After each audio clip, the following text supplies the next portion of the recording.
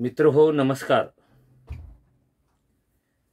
महाराष्ट्रात जालन्यामध्ये काल एक सामाजिक घटना घडली आणि ती घटना म्हणजे आरक्षणासाठी आंदोलन करणाऱ्या मराठा समाजाच्या कार्यकर्त्यावर पोलिसांनी लाठीमार केला, हल्ला केला, गोळीबार पण केला. गोळीबारापर्यंत जाण्याची व्यवस्थेची ही पहिली वेळ असायला पाहिजे, कारण मराठा आंदोलनाला सुरुवात होऊन तशी बरीच वर्षे झाली.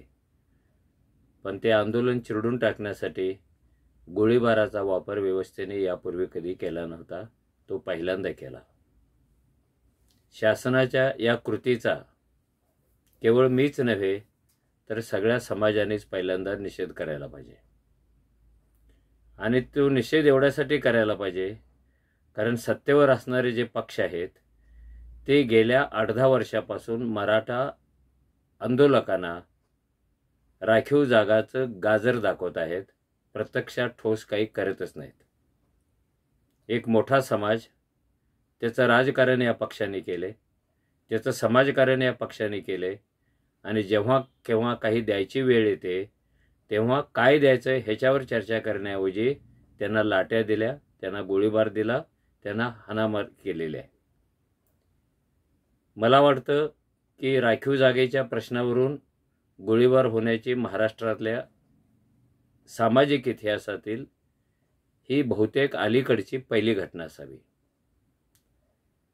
की जेव्हा जेव्हा राखीव जागासाठी आंदोलन झालं तेव्हा ते आंदोलन करणाऱ्या त्या समाजाला या राखीव जागा काही सहजासहजी मिळालेल्या नाही आहेत.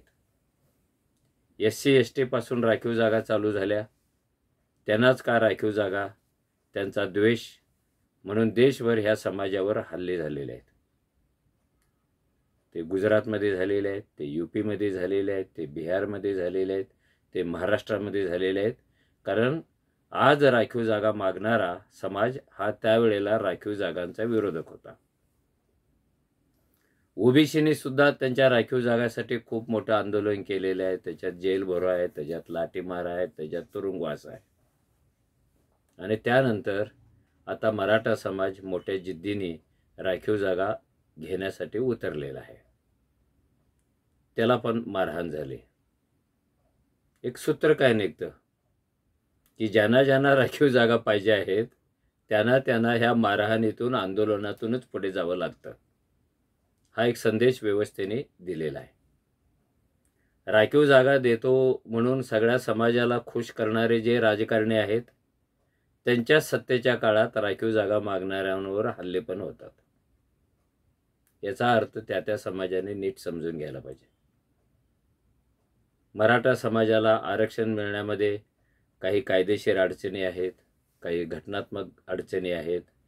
त्या कशा दूर होणार, कोण दूर करणार, किती निष्ठेनं दूर करणार आणि त्यांच्यातला जो गरीब समाज आहे त्याच्यापर्यंत सुद्धा विकासाची एक वाट कशी नेऊन सोडणार, हे सगळे प्रश्न आता पुन्हा उपस्थित राहिलेले आहेत.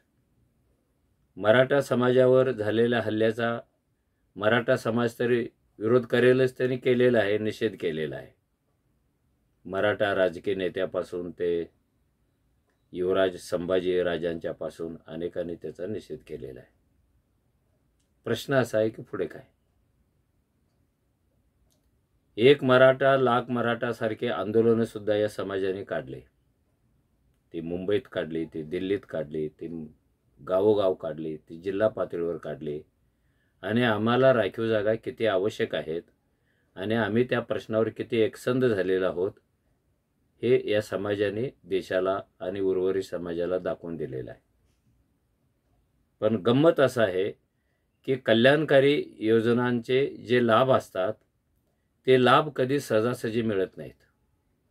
ते लाभ पदरात पाडून घ्यायचं असेल तर लांब पल्ल्याच्या लढाया लढण्याची जबाबदारी त्या समाजावर येते. खरं म्हणजे असा अनुभव मराठा समाजाला नाही आहे. राखीव जागासाठी आंदोलन करण्याचा, मार खाण्याचा पहिल्यांदा ते या रिंगणामध्ये आलेले आहेत. त्यांची जी मागणी आहे ती कधी फळाला येणार याच्याविषयी कोणत्याच राज्यकर्त्याकडे उत्तर नाही आहे. कोणत्या नेत्याकडे उत्तर नाही आहे. नुसतंच सामाजिक बळावर राखीव जागा द्या असं नाही म्हणता येत, कारण ती मागणी घटनात्मकदृष्ट्या सुद्धा सिद्ध करावी लागते. त्या दृष्टीने प्रयत्न चालू आहेत, कमिट्या नेमलेल्या आहेत, आयोग नेमलेले आहेत आणि निवडणूक आल्या की सगळेच राज्यकर्ते मराठ्यांना आरक्षण मिळालं पाहिजे असं घोषणा पण करतात. ह्या राखीव जागांच्या पुढे जाऊन सुद्धा आता विचार करण्याची वेळ सर्वच राखीव जागांचा लाभ घेणाऱ्या जातींवर आलेली आहे.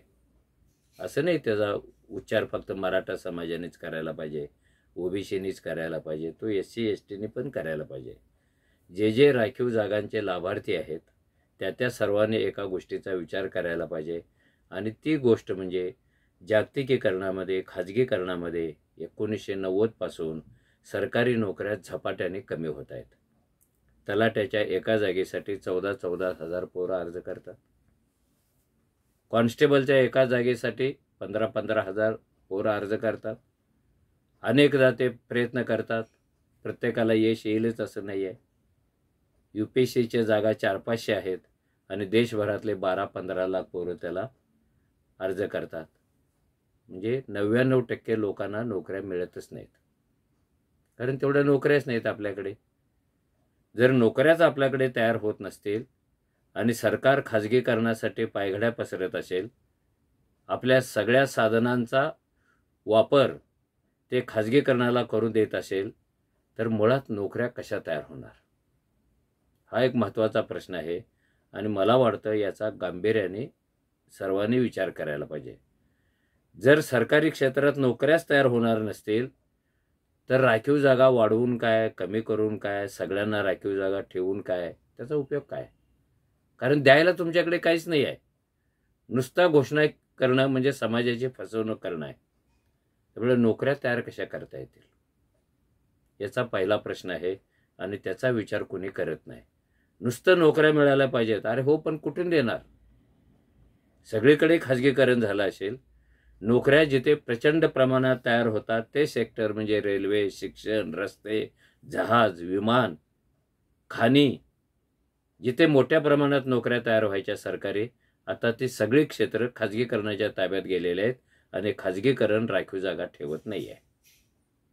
तुम्हाला आज ना उद्या कधीतरी ह्या बेकारीचा प्रश्न सोडवायचा असेल तर खाजगीकरणात सुद्धा आरक्षण पाहिजे अशी मागणी करावी लागेल आणि त्यासाठी सगळ्यांनी एकत्र येऊन आंदोलन करावं लागेल. ज्यांना राखीव जागा पाहिजे आहेत त्यांनी ते आंदोलन करायला पाहिजे. खरं म्हणजे आता महाराष्ट्रात आणि देशामध्ये राखीव जागा नको म्हणणारा किंवा ज्याला दिल्या जाणार नाही आहेत अशा जाती जवळपास संपलेल्या आहेत. समाजाच्या उतरंडीत टॉपला असणाऱ्या ब्राह्मण समाजाला सुद्धा काही ठिकाणी राखीव जागा जाहीर केलेल्या आहेत आणि BJPची सत्ता असल्यामुळं पहिल्यांदा ते आपल्या विचारधारेच्या जातींना राखीव जागा देणार यात काही शंका बाळगायचं नाही. मुद्दा हा आहे, राखीव जागा कुणाला किती जाहीर करता याऐवजी जाहीर केलेल्या राखीव जागा भरण्यासाठी नोकऱ्या तयार होणार आहेत का?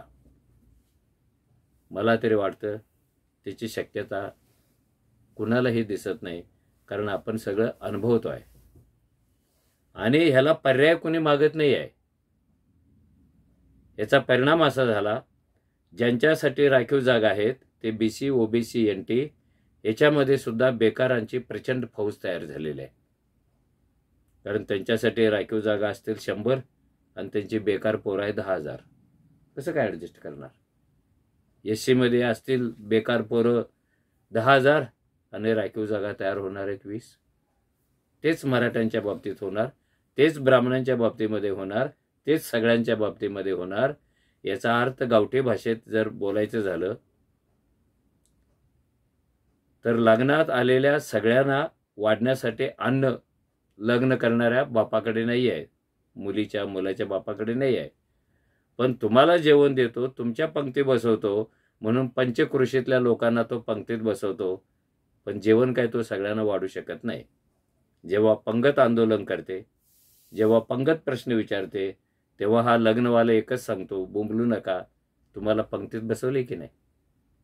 अरे पंक्तीत बसवून उपयोग नाही ना, थाळीत काहीतरी पडायला पाहिजे. पण थाळीत देण्याची व्यवस्था आपल्याकडे नाही आहे, कारण ही सगळी शासन व्यवस्था जागतिकीकरणाच्या बगल बच्च्यासारखं ते वागते, त्याच्या कुशीतही विसावलेले आहे. त्यामुळं नोकऱ्या तयार होतील हे एक भाबडं स्वप्न असेल.